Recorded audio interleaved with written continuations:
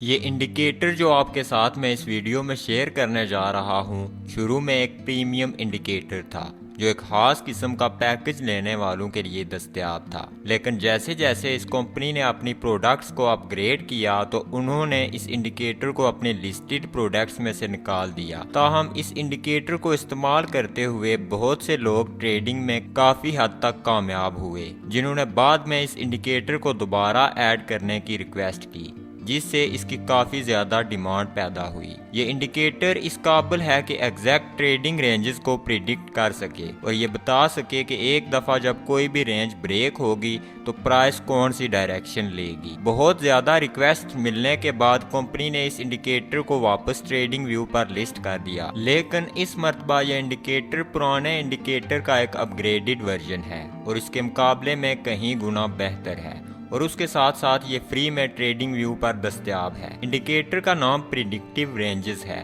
और इसको lux algo ने बनाया है। इस इंडिकेटर को हम आज की वीडियो में सीखेंगे और ऐसी स्ट्रेटजीज को डिस्कस करेंगे जिनकी मदद से आप अपनी ट्रेडिंग को इम्प्रूव कर सकते हैं। तो वीडियो को लाइक कर दें, चैनल को सब्सक्राइब कर दें और एंड तक वीडियो को मुकम्मल देखें।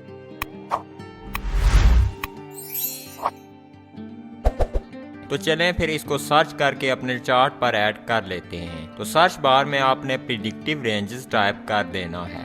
ये इंडिकेटर आपके सामने आ जाएगा जिसे लक्स अल्गो ने बनाया है।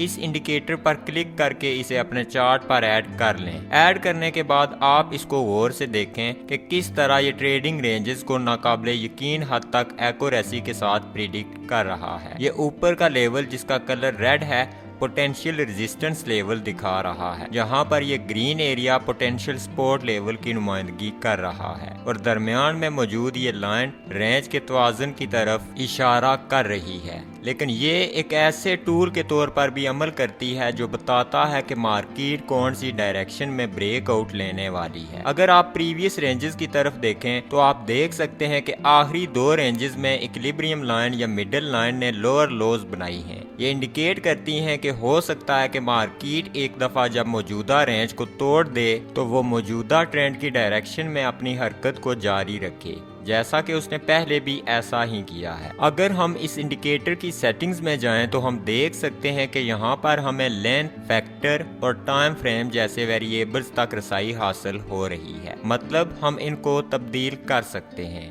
लेंथ वेरिएबल ATR लिंक को कंट्रोल करता है जो इंडिकेटर की कैलकुलेशंस के लिए इस्तेमाल होता है। फैक्टर रेंजेस की विड्थ को कंट्रोल करता है। हायर वैल्यूज का मतलब कम मुतवातर रेंजेस हैं जिनमें से हर एक की विड्थ ज्यादा होती है। तो अगर हम इसकी वैल्यू 10 से तब्दील कर देते हैं तो हम देख सकते हैं कि ये हमें अब कम रेंजेस दिखा रहा है, मगर ये रेंजेस ज्यादा अहमियत की हामिल हैं। आप इसकी वैल्यू को कम या ज्यादा कर सकते हैं। इसका इन्हिसार आप पर है कि आप किस किस्म के ट्रेडर हैं। अगर आप ज्यादा मीडियम टर्म रेंजेस रखना चाहते हैं तो आप इसको डिफॉल्ट पर भी रख सकते हैं।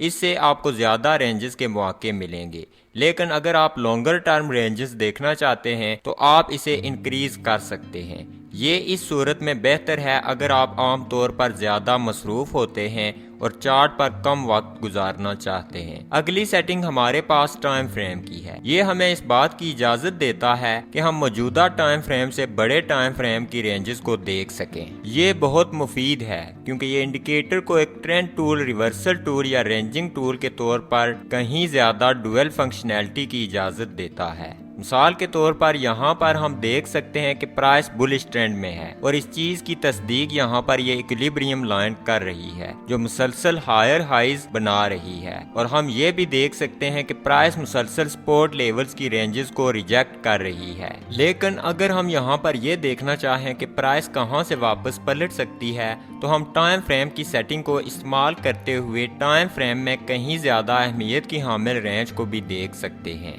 जिसमें प्राइस अभी ट्रेंड कर रही है। अगर आप सिर्फ ट्रेंडिंग डायरेक्शन पर तवज्जो देना चाहते हैं जिसकी बुनियाद पर रेंजेस ब्रेक हुई हैं तो आप स्टाइल टैब में जाकर PR ऑप्शन के अलावा बाकी सब ऑप्शंस को डिसेबल कर सकते हैं। इस सूरत में आपके पास एक सेमी ट्रेंड डिटेक्शन टूल भी आ जाएगा।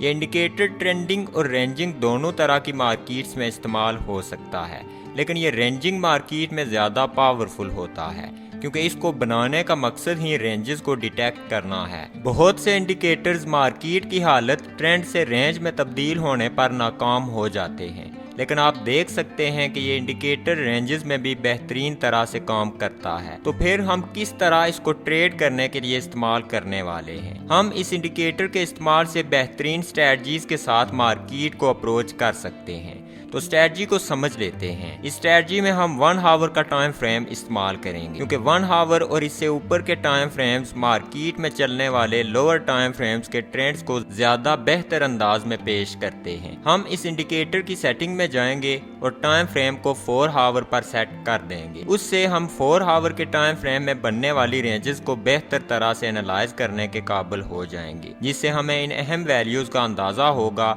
जहां से प्राइस रिवर्सल ले सकती है। अब हम इसके साथ एक और इंडिकेटर को ऐड करेंगे जो हमें एंट्री पॉइंट्स डिटरमिन करने में हमारी हेल्प करेगा। तो इंडिकेटर की सर्च टैब में क्लिक करें और RSI MTF histo entry type कर दें। इस इंडिकेटर को सिलेक्ट कर लें और चार्ट पर ऐड कर दें। ये इंडिकेटर RSI के EMA के साथ रिलेशन के तहत हमें RSI का हिस्टोग्राम देता है। इस इंडिकेटर में भी हमने सेटिंग्स को थोड़ा तब्दील करना है। सबसे पहले हमने टाइम फ्रेम को 4 आवर पर सेट करना है। उसके बाद कलर प्राइस बार को इनेबल कर देना है और इनपुट को 2 से तब्दील कर देना है। अब आप देख सकते हैं कि किस तरह इंडिकेटर कैंडल्स के कलर्स को हिस्टोग्राम के कलर की बुनियाद पर तब्दील कर देता है। ग्रीन बुलिश कलर है जबकि रेड एक बेरिश कलर है। अब हमारे दोनों इंडिकेटर्स सेट हो चुके हैं, तो स्ट्रेटजी को समझ लेते हैं। सबसे पहले हमने इन मीडियन लाइंस की तरफ देखना है, ये डिटरमिन करने के लिए कि मार्केट का सेंटीमेंट किस तरह का है, यानी बुलिश है या बेरिश। उसके बाद हमने मार्केट के रेंज सेंटीमेंट के मुखालिफ साइड जाने का इंतजार करना है। जब ऐसा हो जाए उसके बाद हमने RSI इंडिकेटर के बेरिश या बुलिश सिग्नल का इंतजार करना है। ऐसा सिग्नल जो रेंज सेंटीमेंट की डायरेक्शन में हो। ये कंडीशंस मिल जाने पर हम अपनी ट्रेड एग्जीक्यूट कर देंगे और स्टॉप लॉस को कैंडल की हाई या लो पर रख देंगे और हमारा टारगेट रेंज का इक्विलिब्रियम होगा।